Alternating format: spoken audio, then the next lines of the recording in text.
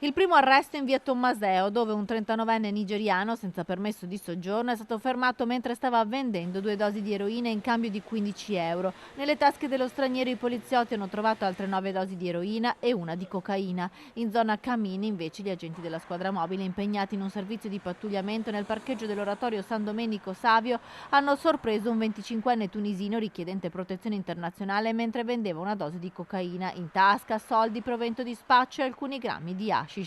A Rubano invece un 52enne veneto ma residente da tempo nell'est Europa è stato bloccato mentre guidava pericolosamente. L'uomo non aveva la patente che gli era stata ritirata. I poliziotti hanno controllato l'auto, all'interno un contenitore con alcuni grammi di cocaina, nel cofano posteriore scoperto un altro vaso di vetro con 35 grammi di droga. Denunciato invece un 31enne nigeriano sorpreso in via Valeri mentre si toglieva dalla bocca un involucro in cambio di soldi. Gli agenti hanno sequestrato il contenuto corrispondente ad una dose di cocaina.